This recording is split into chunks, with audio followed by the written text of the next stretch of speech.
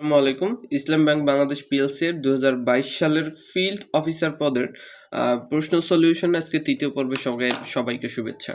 Number 79 কারাগারের রোজনামচা এর লেখককে সেটা মোটামুটি সবাই জানি, বঙ্গবন্ধু শেখ মুজিবুর রহমান। পরবর্তী প্রশ্ন নাম্বার 80তে বলা হয়েছে শকুন্তলার অনুবাদ করেন কে? সঠিক উত্তর ঈশ্বরচন্দ্র বিদ্যাসাগর। শকুন্তলার অনুবাদ করেন কালিদাসের সংস্কৃত ভাষায় রচিত অভিজ্ঞান শকুন্তলাম নাটকের বাংলা অনুবাদ। তার মানে অভিজ্ঞান শকুন্তলাম এটা লেখেন কালিদাস সংস্কৃত ভাষায়, এবং সেটার অনুবাদ করেন ঈশ্বরচন্দ্র বিদ্যাসাগর, যার সরাসরি নামদান শকুন্তলা 1854 সালে যেটা প্রকাশিত হয়। তারপরে নাম্বার 81 নাম্বারে বলা হয়েছে they live dash catching fish. সঠিক উত্তর এ, they live by catching fish.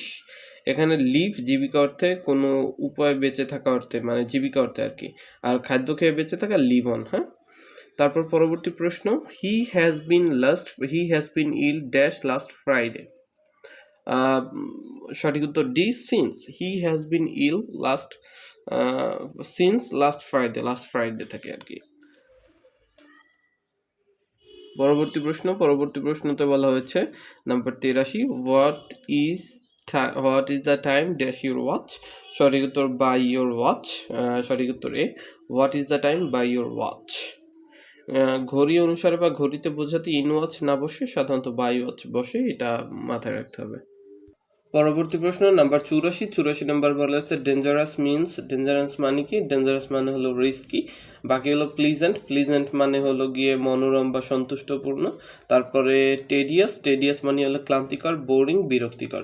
R risky মানে তো সবাই এটা অলমোস্ট বুঝি, ঝুঁকিপূর্ণ। ডেঞ্জারাস মানে রিস্কি। নাম্বার 85 নাম্বার বলা হয়েছে মেড ইন স্পিচ মানে কি? সঠিক উত্তর A, first speech. Maiden speech মানে হলো first speech. Number 86 the verb of the word soft. সফটের ভার্ব কি? সঠিক উত্তর সি, সফটেন। সফটের ভার্ব কি? সঠিক উত্তর সি, সফটেন। তাহলে সফট শব্দটা কি? সফট শব্দটা হলো এটা একটা অ্যাডজেক্টিভ যার অর্থ নরম, ঠিক আছে। আর সফটেন হলো ভার্ব যার অর্থ হলো নরম করা। নাম্বার 87 নাম্বার প্রশ্নে বলা হয়েছে he has been suffering dash fever. সঠিক উত্তর C, from fever. He has been suffering from fever, from হবে। তারপরে number 88 everybody should tell dash truth. Everybody should tell the truth. হ্যাঁ, এভরিবডি শুড টেল কি হবে? The truth. এই তথ্যটা মনে রাখতে হবে। নাম্বার 89 নাম্বার বলা হয়েছে the word extempore means. Extempore মানে কি? সঠিক উত্তর হচ্ছে উইদাউট প্রিপারেশন। সঠিক উত্তর বি, এক্সটেম্পোর মানে উইদাউট প্রিপারেশন। ওকে, তারপরে নাম্বার 90 নাম্বারে বলা হয়েছে the noun of the word beautiful. বিউটিফুলের নাউন কি? এখানে যদিও বি দেওয়া আছে, বাট সঠিক উত্তর হলো বিউটি। বিউটিফুলের নাউন হলো বিউটি, এই তথ্যটা মনে রাখতে হবে। নিচে একটা দেওয়া আছে ব্যাখ্যা, এটা একটু দেখুন। বিউটি হলো নাউন, এর ভার্ব হলো বিউটিফাই, সৌন্দর্যমণ্ডিত করা। এর অ্যাডজেক্টিভ হলো বিউটিফুল, অ্যাডভার্ব হলো beautifully. Brevity abbreviate, briefly. Brevity এটা হলো নাউন, অ্যাব্রেভিয়েট এটা হলো ভার্ব, ব্রিফ এটা হলো অ্যাডজেক্টিভ, ব্রিফলি এলওয়াই লি থাকলে সাধারণত অ্যাডভার্ব হয়। নাম্বার হলো নাউন। তারপরে ইনিউমিরেট এটা হলো ভার্ব, আর নিউমেরাল এটা হলো অ্যাডজেক্টিভ। Ability enable.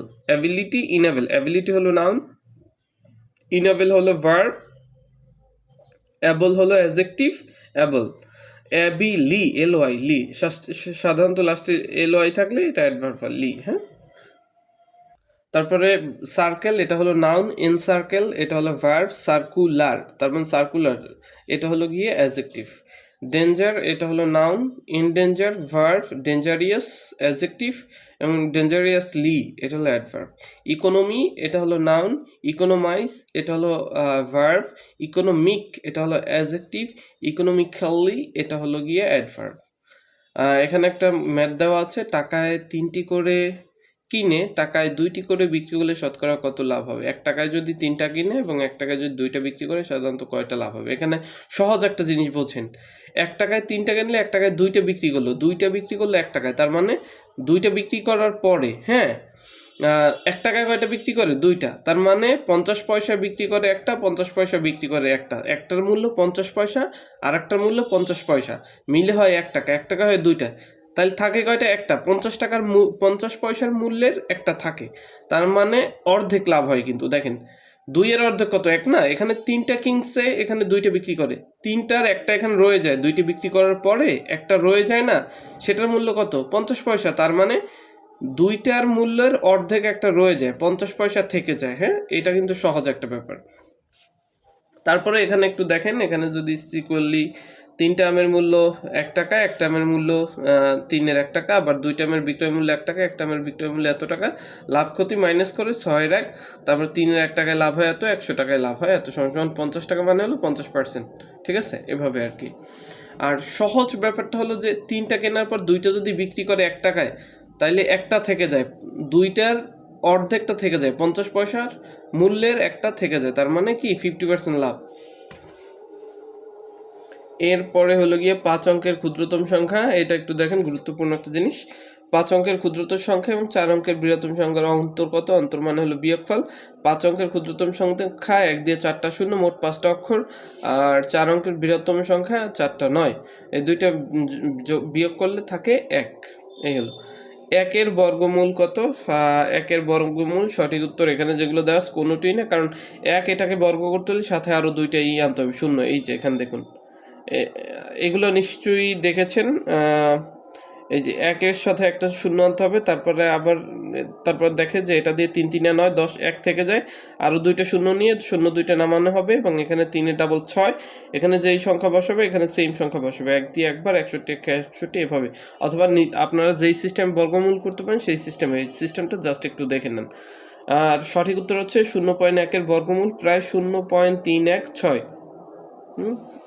আর 0.316 এখানে নেই, তার মানে সঠিক উত্তর ডি, কোনোটাই নয়। পরবর্তী প্রশ্ন 94 নম্বর বলেছে 3 শূন্য এবং 0.3, এই তিনটার কত? গুণ কত? শূন্যর সাথে যত কোটি সংখ্যা গুণ দেবেন রেজাল্ট শূন্যই হবে, এই তথ্যটা মনে রাখতে হবে। তার মানে এখানে সঠিক উত্তর হচ্ছে সি। এখানে একটা জিনিস বলছেন, আমি আপনাকে প্রশ্ন থেকে একটু বোঝানোর চেষ্টা করি। শোনেন, ট্রেডিশনের বাইরে গিয়ে আপনি একটু চিন্তা করেন, তাহলেই বুঝতে পারবেন। কোনো গ্রামের সংখ্যা 10% বেড়ে 1010, মানে 1100 জন হলে পূর্বে জনসংখ্যা কত ছিল? 10%-এ বাড়ছে কত? 1100 জন হয়েছে, তাই না? তার মানে 10%-এ বাড়ছে 100 জন। 10% যদি 100 জন বাড়ে, তাহলে পূর্বে ছিল কতজন? 1000 জন। 1000 জনের 10%ই তো 100 জন, তাই না? তাহলে 1000 জনের 10%-এ যদি 100 জন হয়, তাহলে 10% বেড়ে গেলে 1100 জন হবে। সঠিক উত্তর পূর্বে ছিল 1000 জন লোক। এই যে 10%, একটা জিনিস ছোট করে হিসাব করেন, 100-তে যদি হয় যে 100-তে 10% বাড়লে 110 হয়, তাহলে 1100 জনের 10% বাড়লে কত হবে? 1100 জন হবে। তার মানে 10% 100 জন, তাহলে 10% 100 জন বাদ দেন, পূর্বের 10% বাইরে গেলে সেটা বাদ দেন, কতজন থাকে? 1000 জন থাকে। 1000 জনের 10% হলে 100 জন, এই দেখেন, সেই জন্য এখানে হয়েছে 1100 জন। তাহলে এখানে বলছে পূর্ব জনসংখ্যা কত ছিল? 1000 জন। তারপরে যারা বুঝবে না, এখানে এই উত্তরটা একটু দেখাই দিচ্ছি, আপনারা পোস্ট করে ব্যাপারটা একটু দেখে নিয়েন। হ্যাঁ, খুবই সহজ একটা ব্যাপার। তারপরে পরবর্তী প্রশ্ন বলা হচ্ছে 0.023 এর 1% সমান কত? সঠিক উত্তর হচ্ছে এ নাম্বার। এর 1% হলো গিয়ে এত। কিভাবে করবে? 0.03 এর 1%, এই যে 1%, মানে 100, নিচে 100 দিয়ে এটা কাটাকাটি গুণ করলে এটা হয় আর কি। নাম্বার 97 নম্বরে বলা হয়েছে সঠিক উত্তর হচ্ছে এ। এত এর 0.03 গুণ শতকরায় কত হবে? এই দেখেন, এত এর 0.03 এর শতকরা হলো গিয়ে গুণ করলে যেটা হয় সাধারণত 0.03, এত 15, এটার সাথে হলো গিয়ে শতকরা করার পর সাধারণত 0.15 হয়েছে। তথ্যটা একটু দেখে নেন, নিজের মতো করে বুঝে নেন, আশা করি হয়ে যাবে। 98 নম্বর, 50 মিলিয়নে কত কোটি? 50 মিলিয়নে কত কোটি? আমরা যারা সবাই ইউটিউব দেখি, সবাই আমরা জানি 1 মিলিয়নে হলো গিয়ে কত? 10 লাখ। হ্যাঁ, তাইলে এই দেখেন, 10 মিলিয়ন হলো গিয়ে 1 কোটি। হ্যাঁ, সরি, 10 মিলিয়ন হলো কত?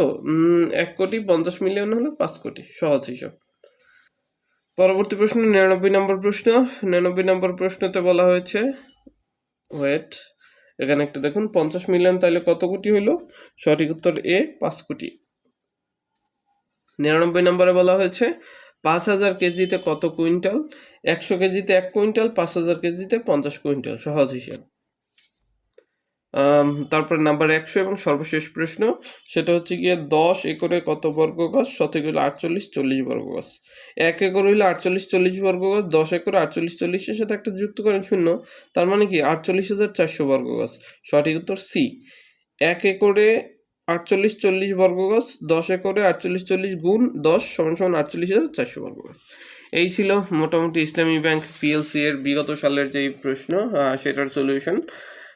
এরপরে নেক্সট আমরা এই যে দেখেন ট্রেইনি অ্যাসিস্ট্যান্ট অফিসার, যেটা 2021 সালে গিয়েছে, আমরা এটার প্রশ্ন সলিউশন শেয়ার করব। সবাই সাথেই থাকুন। আর আজকের পর্ব এখানেই শেষ করছি। আল্লাহ হাফেজ, আসসালামু আলাইকুম।